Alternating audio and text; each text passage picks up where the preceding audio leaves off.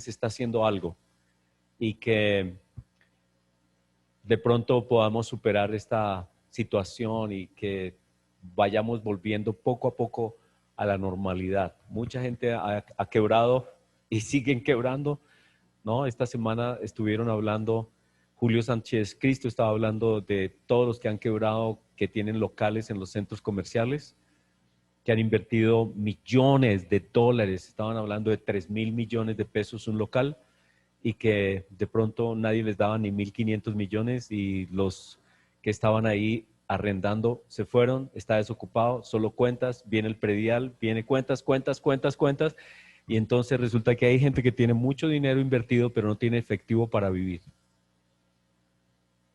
Y esa es otra crisis, ¿no? La crisis de los ricos. Hay mucho dinero, pero está todo invertido y no hay dinero con qué vivir y hay cuentas que pagar. Así que esa es la situación en la que estamos y por eso hoy vamos a hablar de este tema que lo he titulado Tiempo de Confiar. Es un tiempo para confiar. Y quiero comenzar con esta imagen que ustedes van a ver aquí. La primera imagen es una imagen del mapa de Ur, de esa parte de Irak, unas fotos del Papa. Y algunas personas dicen, bueno, pero ¿qué tiene que ver eso con nosotros? Y es que, bueno, les digo sencillamente, el Papa es una persona que representa 1.500 millones de personas en el mundo y representa un movimiento espiritual que se ajusta con las profecías del tiempo del fin y tenemos que estar mirando qué está pasando, ¿no? ¿Cómo se van a cumplir las cosas? ¿Y quién las va a cumplir? Y es un hombre supremamente poderoso, muy importante, como estar atento un poco, ¿no? Y por eso esta introducción hoy, porque pues el mundo entero, las noticias al menos, la BBC de Londres, la CNN, la Deutsche Welle, que es una emisora alemana, muchas personas están siguiendo la visita del Papa en Irak. Y esa visita es del 5 a mañana 8 de este mes de marzo. Y él, este hombre, el Papa, estuvo en un lugar que se llama Ur. ¿Saben qué es el Ur de los caldeos? Ur, donde nació Abraham.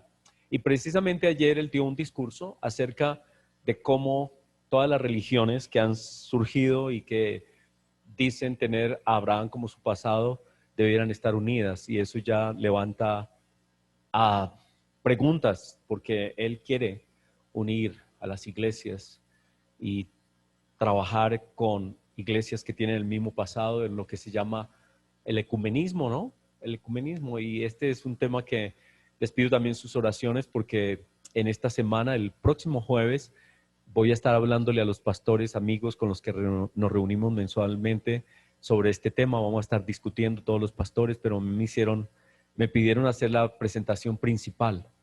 Entonces voy a estar hablándole a los pastores y después vamos a tener un diálogo de los pastores, qué piensan ellos sobre todo esto y cómo encajan las profecías del tiempo del fin. Y bueno, así que es un tema muy, muy importante. Pero el caso es que ustedes ven unos mapas ahí, de pronto los alcanzan a ver bien y ven que Ur de los caldeos está en un lugar que encaja dentro de lo que hoy es Irak. Irak, si ven ahí la parte de abajo está Irak, está Bagdad, y ver un pueblito o un punto que se llama Mosul, y debajo de Mosul está Nínive. Pues ahí fue Nínive. ¿Se acuerdan de Nínive? Está en Irak.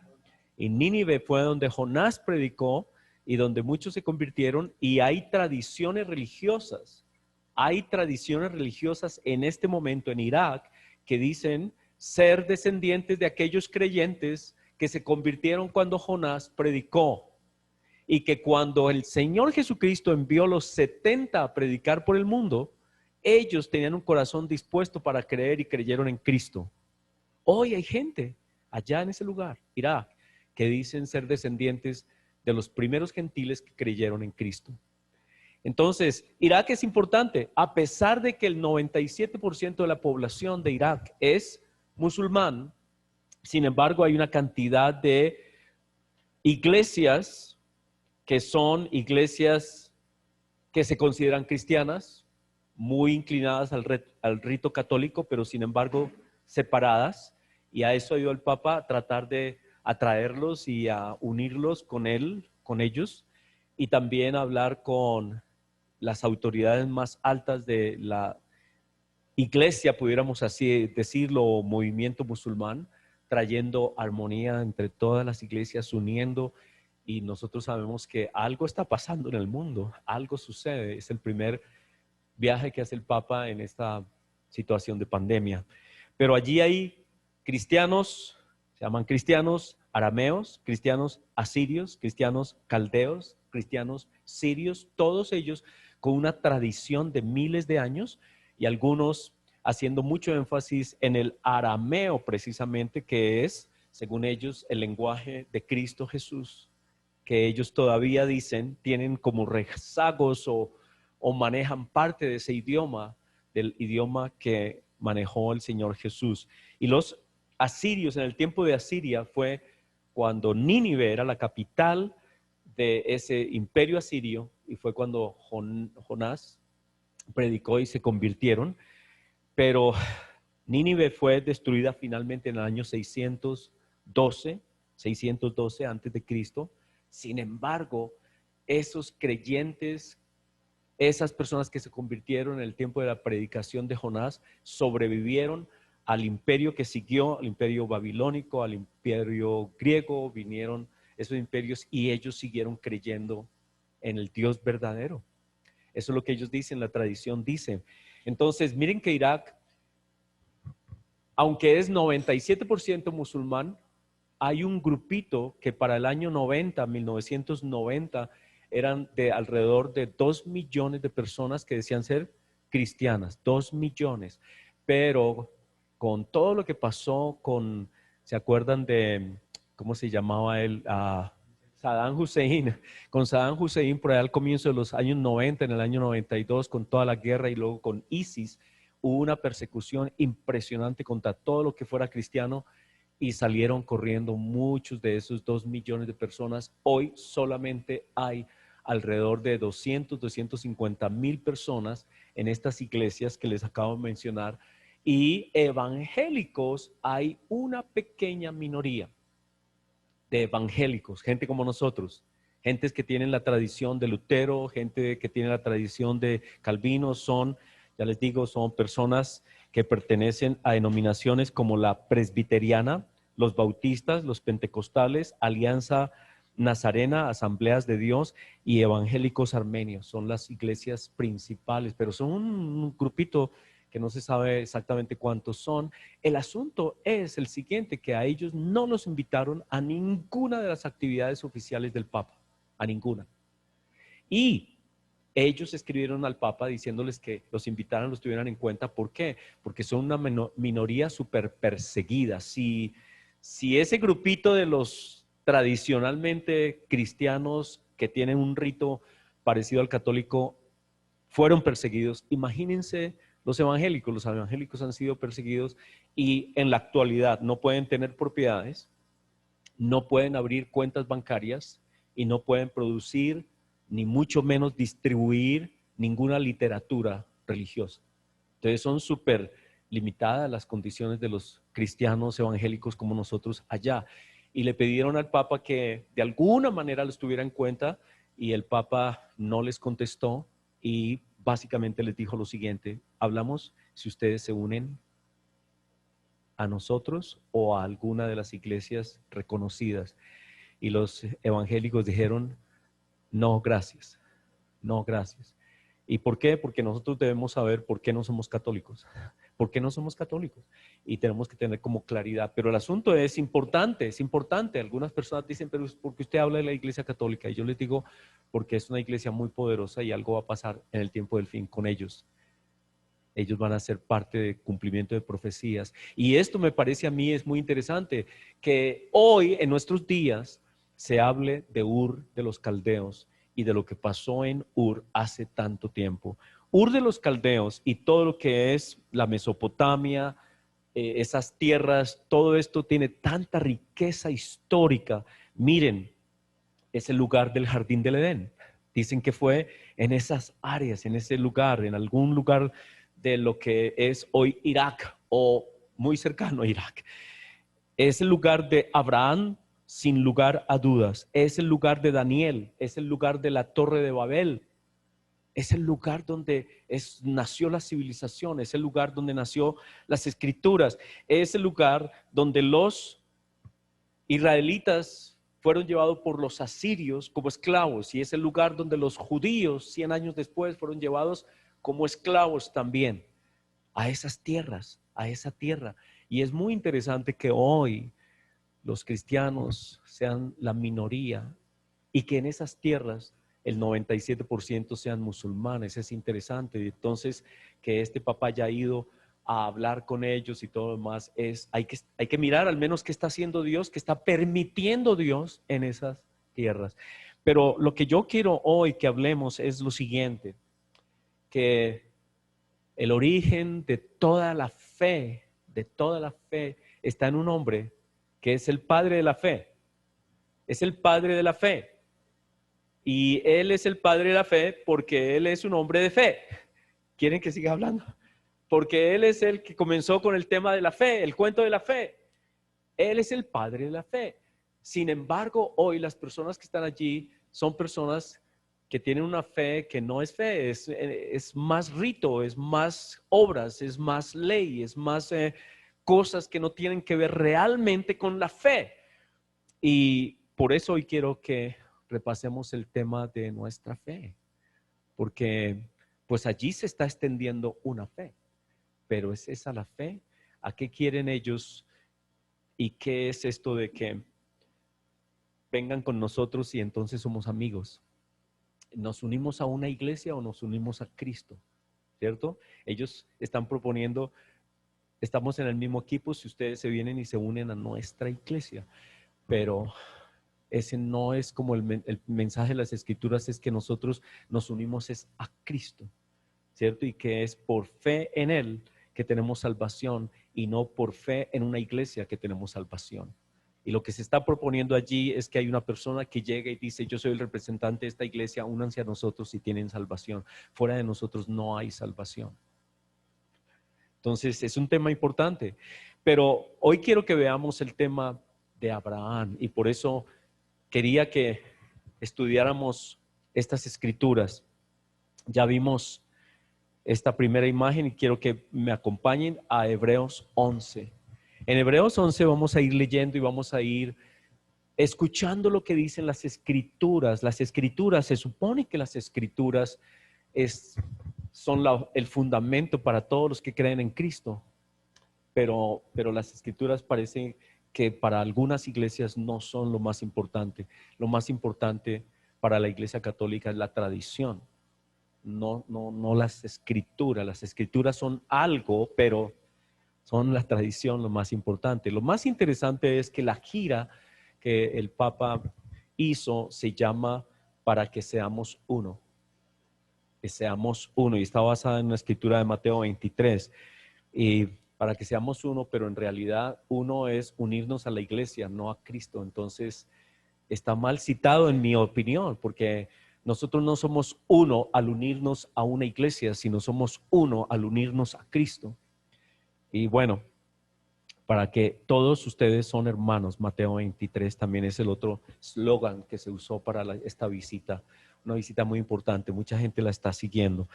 Pero el tema es, leamos Hebreos.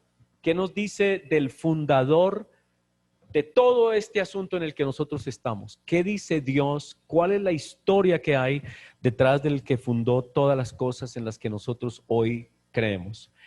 Hebreos capítulo 11, comenzando en el versículo 8, está hablando del tema de la fe, de los que creyeron. Y dice, por la fe Abraham, siendo llamado, obedeció para salir al lugar que había de recibir como herencia y salió sin saber a dónde iba. Ahora, Dios lo llamó y cuando Dios lo llamó, ¿quién era Abraham? ¿Estaba haciendo algo bueno, perfecto, era un hombre santísimo? No, Dios lo llamó por su gracia y le dijo simplemente ven, y Abraham dijo, Señor, yo voy. Pero no estaba haciendo él alguna cosa especial. No dice la escritura que era por sus ritos o porque hacía cosas especiales que Dios lo llamó. Dios lo llamó por gracia y él respondió a la gracia de Dios. Y la otra cosa es que dice que salió según la promesa de Dios, pero no sabía nada dónde era, no tenía ni idea. Hoy es muy distinto. Hoy nosotros podemos ir a un lugar sin ir a ese lugar. Ya les voy a explicar. Cuando fuimos con Paulinita, por ejemplo, este es un ejemplo, fuimos a visitar a nuestro hermano Álvaro Palacio, que ustedes lo conocen, al Canadá. Él vive en Toronto. Y antes de nosotros ir a Toronto, entramos a Google. Y en Google le dimos la dirección donde él vive y Google nos mostró la calle y la casa donde vive mi amigo. Y sin nosotros haber ido allá, fuimos por medio de Google.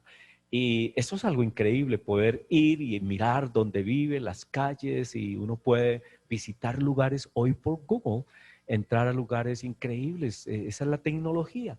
Hoy lo podemos hacer, pero en ese tiempo Abraham no tenía Google y no sabía cómo era el mundo. Y que Dios le dijera, te tengo un lugar que donde quiero que tú vayas.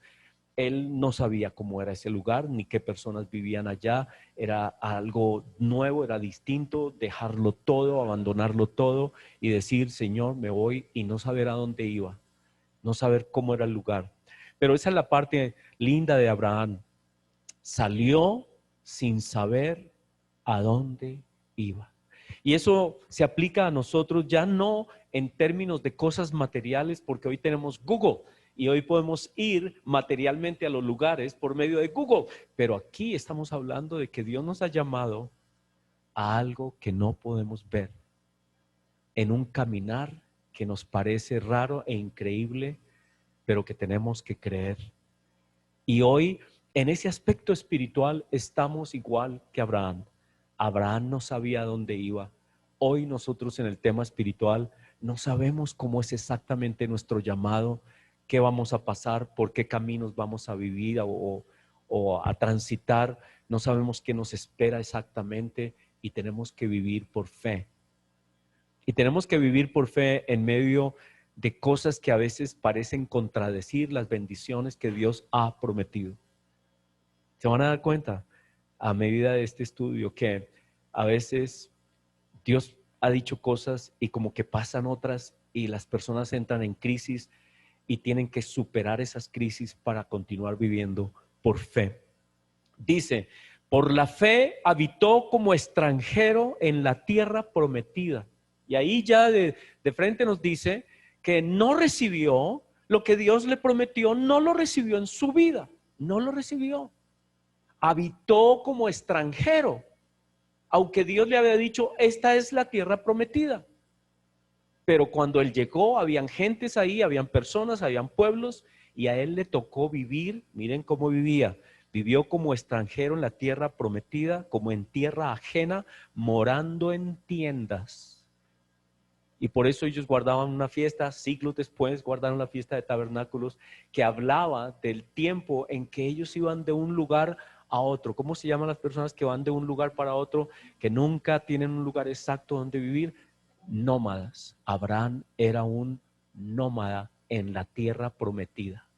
Entonces comenzamos con la primera contradicción. ¿Cómo así? Dios me hace venir desde mi casa donde todo lo tenía bien, donde estaba estable, donde tenía seguridad, donde tenía comodidad, y me pone aquí a vivir en tiendas y me dice que esta es la tierra prometida, pero no la puedo recibir. Y Dios le estaba enseñando cosas a Abraham, y Dios va a hacer que Abraham entienda cosas. Pero el asunto es que vivió en tiendas con Isaac y Jacob, coherederos de la misma promesa. Y aquí viene otro ejemplo, es el de Jacob. Jacob, hijo de Isaac, él tenía esa misma esperanza de su papá y de su abuelo, de que esa era la tierra prometida, pero llegó el tiempo de pruebas y dificultades y tuvo que salir de la tierra prometida para ir ¿a dónde? A Egipto, porque había hambre en la tierra, lo vimos la vez pasada, y José mandó decirle con sus hermanos, a su papá: papá, venga para Egipto, porque va a haber hambre en la tierra. Y llevamos solamente 2 años de hambre y vienen 5 años más. Vente, yo aquí te voy a sostener. Pero las escrituras nos dicen algo increíble, y es que Jacob no volvió vivo a la tierra prometida. Y tenemos otra contradicción, porque él recibió las promesas de la tierra prometida, pero murió en Egipto. Y uno dice, y seguramente Jacob entró en crisis cuando se dio cuenta que estaba viejito, estaba muy mal, iba a morir. Entró en crisis y llamó a su hijo, a José, y le hizo prometer y le hizo jurar que no lo fuera a dejar en Egipto. Y vamos a leer esa escritura. Me parece muy, muy interesante esas escrituras de cómo Jacob llamó a su hijo. En Génesis 49 dice: todos estos fueron las 12 tribus de Israel, y esto fue lo que su padre les dijo al bendecirlos a cada uno por su bendición. Los bendijo y les mandó luego y les dijo: yo voy a ser reunido con mi pueblo, es decir, yo me voy a morir ya.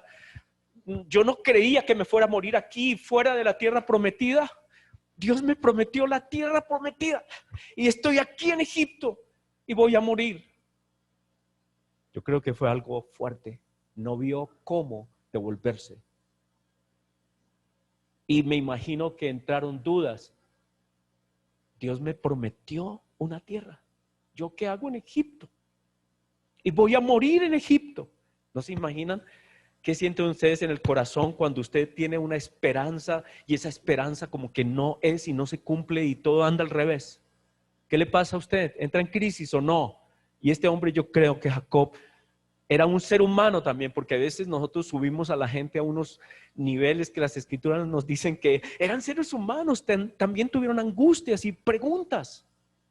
Y Jacob dijo: yo voy a ser reunido con mi pueblo, con los que han muerto, en esperanza. Y les dice: sepultadme con mis padres en la cueva que está en el campo de Efrón el Eteo, en la cueva que está en el campo de Macpela, al oriente de Manré, en la tierra de Canaán, la cual compró Abraham con el mismo campo de Efrón el Eteo para heredad de sepultura. Allí sepultaron a Abraham y a Sara su mujer. Allí sepultaron a Isaac y a Rebeca su mujer. Allí también sepulté yo a Lea. La compra del campo y de la cueva que está en él fue de los hijos de Ed. Y cuando acabó Jacob de dar mandamientos a sus hijos, encogió sus pies en la cama y expiró, y fue reunido con sus padres.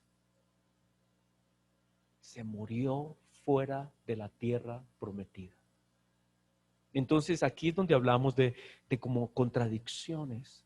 ¿Qué les estaba enseñando Dios a ellos? Les promete unas cosas y pareciera que no se hubieran cumplido. Entonces dice: José se echó sobre el rostro de su padre y lloró sobre él y lo besó. Y mandó José a sus siervos los médicos que embalsamasen a su padre. ¿Habían leído esta escritura que embalsamaron, según la costumbre de los egipcios, a Jacob? Y los médicos embalsamaron a Israel y le cumplieron 40 días, porque así cumplían los días de los embalsamados. Y lo lloraron los egipcios 70 días. ¿Cuántos son 70 días? Más, como casi 3 meses, digamos, ¿no? Un poquito más, 2 y medio más bien. Y pasados los días de su luto, habló José a los de la casa de Faraón diciendo: si he hallado ahora gracia en vuestros ojos, os ruego que habléis al oído de Faraón diciendo: mi padre me hizo jurar. O sea que Jacob le dijo: hermano, yo no soy de aquí. Yo no soy de aquí, hijos. Yo no nací. Mejor dicho, yo creo que él les explicó todo el tema de las promesas de Dios. Él dijo: ni tú eres de acá, ni yo soy de acá. Dios tiene unas promesas. Y fue tan fuerte, les hizo jurar. Y fue tan fuerte lo que les enseñó que cuando José también murió fuera de la tierra prometida, José murió fuera de la tierra prometida, él también, José, le dijo a sus hermanos que cuando salieran, que Dios iba a traer un libertador y que cuando salieran de Egipto se llevaran sus huesos para la tierra prometida.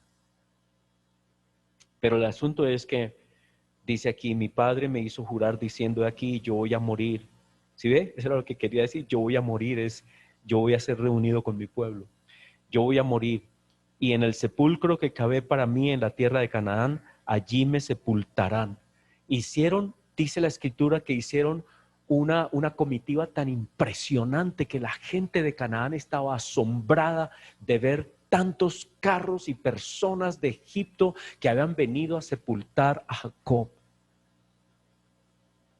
Pero imagínense, yo quiero que ustedes se imaginen lo siguiente, ¿qué estaba pensando Jacob cuando estaba en Egipto, viendo que las promesas no se habían cumplido como él creía? ¿Qué pensaría José cuando también él se fue haciendo adulto y murió en Egipto? ¿Y qué pensarían sus descendientes y los descendientes de ellos? ¿Qué había en ellos? ¿Cómo concordar las promesas de Dios con una realidad? La realidad era que estaban en Egipto, estaban esclavos, pasaron muchos siglos en esclavitud. ¿Qué tiene que ver eso con nosotros? Que nosotros tenemos unas promesas, tenemos un Dios que nos ha dicho cosas y a veces vemos como que eso no se cumpliera, como que eso está al revés. Dios nos ha dicho que nos va a bendecir con toda bendición y a veces nos encontramos enfermos, nos encontramos al borde de la muerte. Como tenemos un hermano de aquí de la congregación, como hay personas que están muy, muy malitas, como hay otros que ya murieron. Y uno dice, Señor, y las familias y la esposa o los hijos dicen, Señor, ¿y cuáles serán tus promesas? ¿Dónde están tus promesas? Yo pienso que es la misma situación. Y en una situación como esta que es global, todos podemos pensar, ¿dónde están tus promesas, Dios? ¿Dónde están tus promesas? Porque no las veo. Yo veo dificultades acá, problemas acá, enfermedades allí, dificultades en todas partes. Yo no veo tus promesas. ¿Dónde están tus promesas? Y podemos entrar en una crisis de fe. Y por eso hoy es tan importante que recordemos que necesitamos, que estamos en una guerra, porque el mundo nos quiere decir, nos quiere convencer, nos quiere mostrar, nos quiere desanimar, que fue el tema que vimos ayer, que Gerardito nos presentó el tema del desánimo. Nos quiere desanimar a veces a que nosotros continuemos en nuestra fe y que nosotros a veces, el mundo quiere que nosotros pongamos más nuestros ojos en la realidad alrededor de nosotros que en las promesas espirituales de Dios. Y a veces quitamos nuestros ojos de las promesas de Dios y las ponemos en nuestra realidad. Y la gente nos dice, mira tu realidad, no niegues tu realidad. Y necesitamos ver más allá de nuestra realidad. Nuestra realidad no nos debe definir. Las cosas que estamos pasando y que estamos sufriendo, que podamos sufrir, no nos deben definir. Nos debe definir las promesas de Dios y lo que Él nos dijo y lo que Él nos prometió. Y eso es lo que nos dicen estas escrituras, y por eso tomé el ejemplo de Abraham y del tema de hoy, que es un tiempo de confiar, es un tiempo de aferrarnos a la fe que nos fue dada, a las palabras de Dios y a las promesas de Dios que nos ha dado. Y que entendamos como finalmente estos hombres entendieron, y lo vamos a seguir leyendo, que las promesas de Dios trascendían sus circunstancias. Eso es lo que quiero leer aquí, dice, por la fe habitó como extranjero en la tierra prometida como en tierra ajena, morando en tiendas con Isaac y Jacob, coherederos de la misma promesa, porque esperaba, versículo 10, Hebreos 11:10. Porque Abraham esperaba la ciudad que tiene fundamentos, cuyo arquitecto y constructor es Dios. Llegó un momento en que él se dio cuenta que después de todo no era un pedazo de tierra, las promesas no eran un pedazo de tierra, se dio cuenta que las promesas no eran las tales ovejas, como hoy se hace tanto énfasis, es que Abraham tenía muchas ovejas y era muy rico. Y él decía, no, eso no es, ni es tampoco la tierra, ni es cosas materiales. ¿Saben qué es? Es una ciudad cuyo arquitecto y constructor es Dios. Es una ciudad que trasciende este mundo. Dice, por la fe también Sara, siendo estéril, recibió fuerza para concebir y dio a luz aún fuera del tiempo de la edad, porque creyó que era fiel quien lo había prometido, por lo cual también de uno y de este ya casi muerto salieron como las estrellas del cielo en multitud y como la arena innumerable que está a la orilla del mar. Conforme a la fe murieron todos estos sin haber recibido lo prometido. Ni Abraham lo recibió, ni Isaac lo recibió, ni Jacob lo recibió, ni José lo recibió, ni todo ese pueblo, esas generaciones, ninguno recibió, sino siglos después, cuando con Josué finalmente entraron a la tierra prometida y nunca la pudieron tener total y cabalmente. Nunca, no pudieron, nunca. Porque Dios quería enseñarles que eso era solo un tipo de la verdadera tierra prometida, de la ciudad espiritual que Dios tiene preparada para los que creen en Él por fe, por la fe. Ellos aprendieron que realmente ellos tenían que poner su mirada por encima de todo lo material, lo de este mundo. Luego dice, versículo 14, porque los que esto dicen claramente dan a entender que buscan una mejor patria, pues si hubiesen estado pensando en aquella de donde salieron, ciertamente tenían tiempo de volver, pero anhelaban una mejor, esto es celestial, por lo cual Dios no se avergüenza de llamarse Dios de ellos, porque les ha preparado esa ciudad celestial. Y es ahí donde ellos aprendieron. Yo creo que Abraham, a medida que van pasando los años y todo demás, se dio cuenta de que esto es solo símbolo. Hay algo más importante. Es símbolo de algo que Dios tiene para mí, porque esto pasó y no, él no fue dueño ni poseedor de todas esas cosas. Él fue un hombre rico, pero él nunca puso su corazón en las riquezas, porque esas no eran las promesas, era una bendición de la vida de ahora, pero era temporal y era pasajera, y esa no era realmente la bendición que le esperaba, la total de la bendición que le esperaba. Dice, versículo 17, por la fe Abraham, cuando fue probado, ofreció a Isaac, y el que había recibido las promesas ofrecía a su unigénito. Otra contradicción, porque dice, en tu hijo, en tu descendencia recibirás promesas, tu hijo va a recibir promesas en tu descendencia. ¿Y cómo, Señor, cómo tú me prometes a mí que en mi descendencia va a haber bendición y me pides que mate a mi descendiente? No entiendo, no te entiendo, Señor. Tú me dices que en mi descendencia va a haber bendición y me pides que sacrifique a mi hijo. Entonces hay contradicciones, ¿cierto? A veces como que uno no entiende, se requiere fe. Y él dijo, no importa, yo no entiendo ni porro, no sé cómo es, pero miren lo que dice la Escritura. Por la fe Abraham, cuando fue probado, ofreció a Isaac, y el que había recibido las promesas ofrecía a su unigénito, habiéndosele dicho, en Isaac te será llamada descendencia, pensando que Dios es poderoso para levantar aún de entre los muertos, de donde en sentido figurado también le volvió a recibir. Entonces Abraham, cada vez que Dios le pedía algo, Abraham expandía su mente y decía, si Dios me está pidiendo esto es porque hay algo más grande.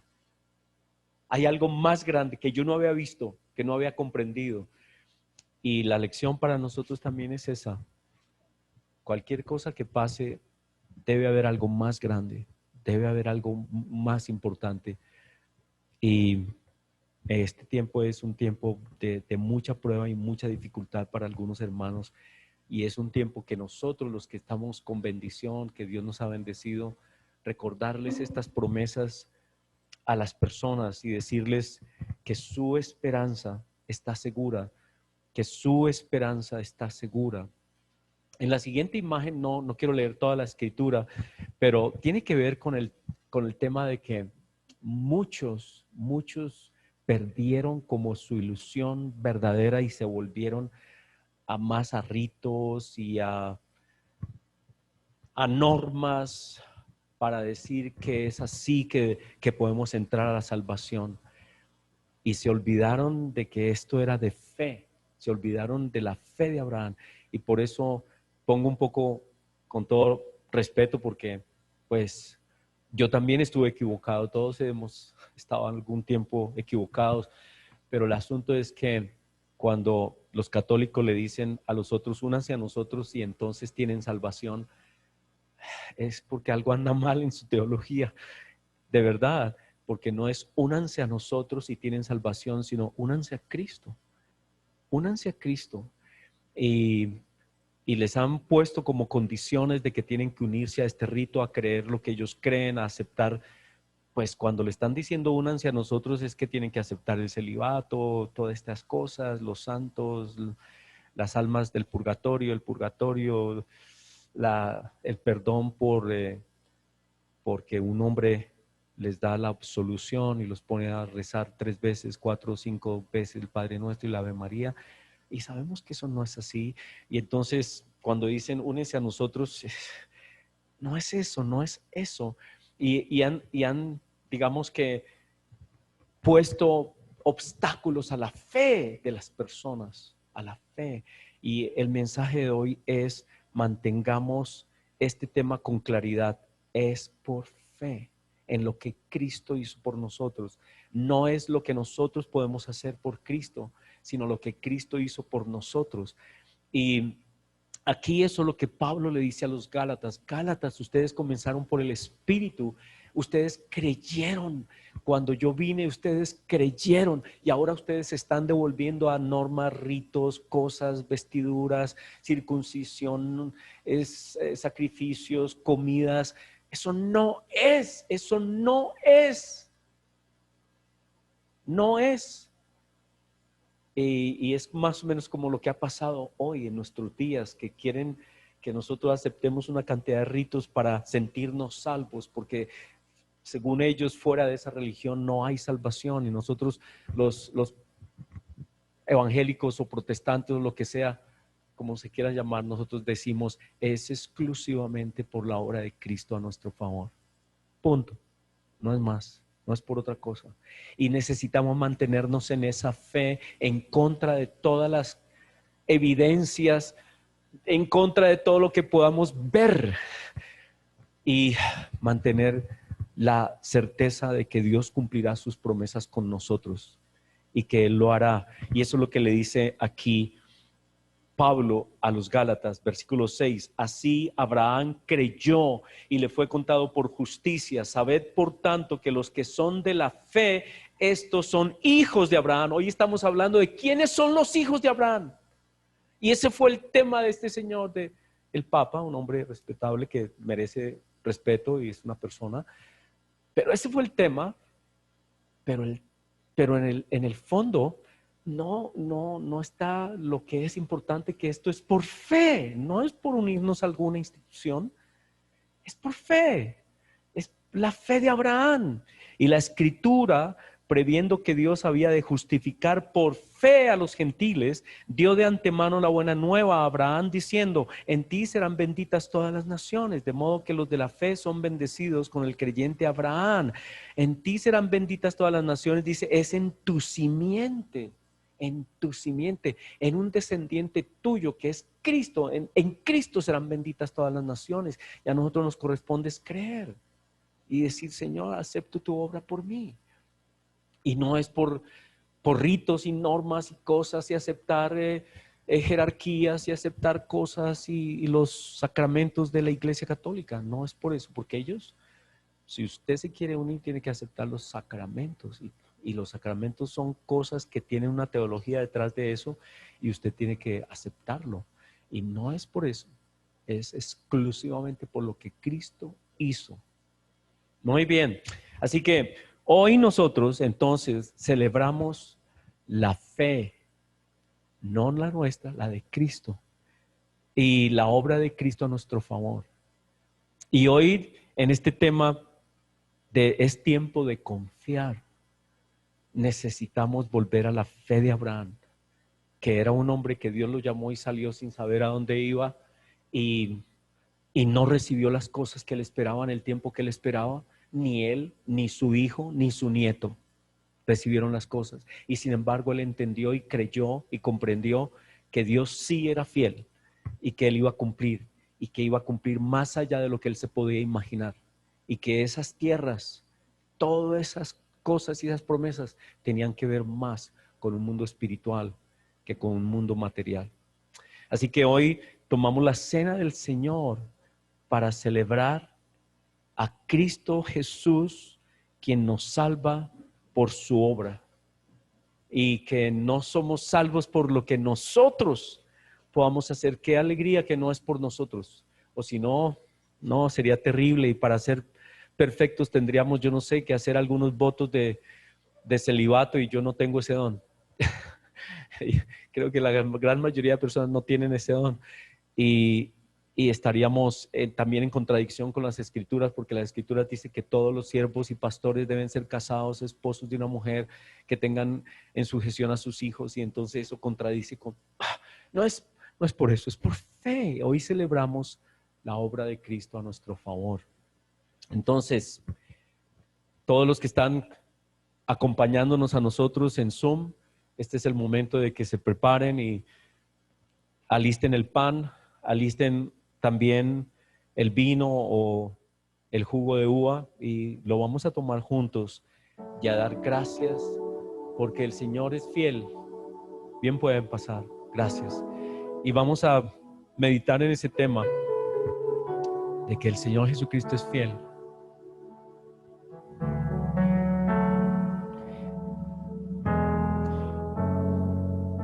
Y mediten ustedes y piensen en qué cosas pareciera que Dios no les ha cumplido. En qué cosas sienten ustedes que Dios, que como que ustedes no comprenden por qué Dios los castiga de esa manera, o por qué Dios a veces no contesta. Y pregúntenle al Señor por qué, cómo encajar su situación con todas las promesas de Él.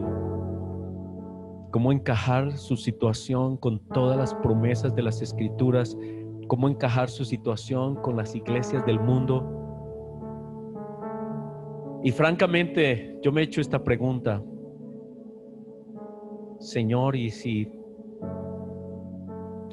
tuviéramos que, y si no estuviéramos en la iglesia que es?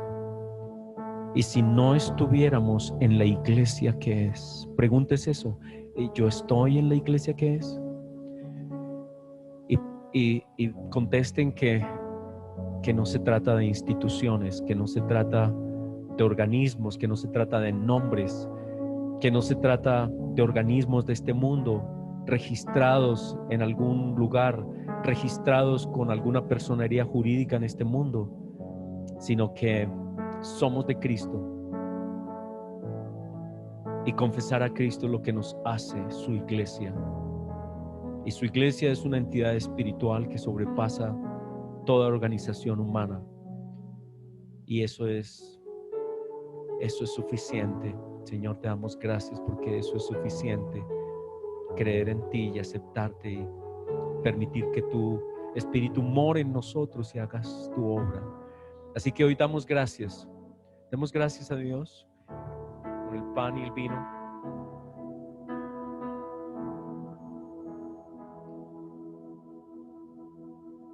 Demos gracias a Dios. Damos gracias, Señor Jesucristo, a ti por tu obra a favor nuestro. Nosotros creemos en que tú eres nuestro Señor y Salvador. Creemos que tú eres quien por tu gracia nos sacaste de la muerte y nos pasaste a la vida. Creemos que por tu obra somos perdonados y aceptados delante del Padre.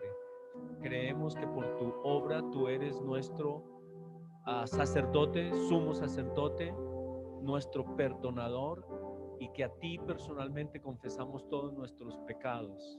Creemos en ti, Señor, que tú eres la resurrección y la vida. Tú eres el galardonador de todos los creyentes, que tú eres el que nos transformas y santificas y purificas.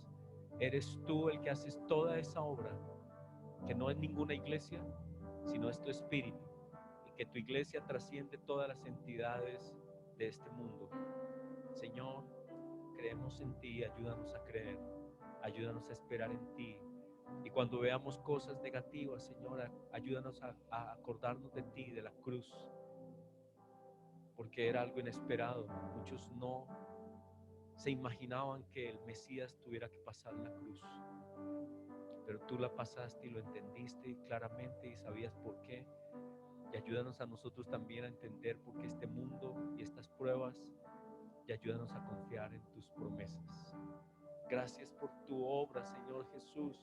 Si no fuera por ti, si no fuera por tu obra a nuestro favor, estaríamos angustiados, perdidos, tratando de buscar organizaciones humanas, tratando de entrar y participar como en algún club, en las mejores iglesias. Estaríamos buscando en el mundo cosas, pero Señor, es suficiente. Tú eres suficiente. Tu sacrificio es perfecto a nuestro favor y te damos gracias. Gracias por dar tu cuerpo en la cruz. Gracias por derramar tu sangre por nosotros. En tu nombre, Señor Jesús, damos gracias al Padre Celestial en el poder de tu Santo Espíritu. Amén.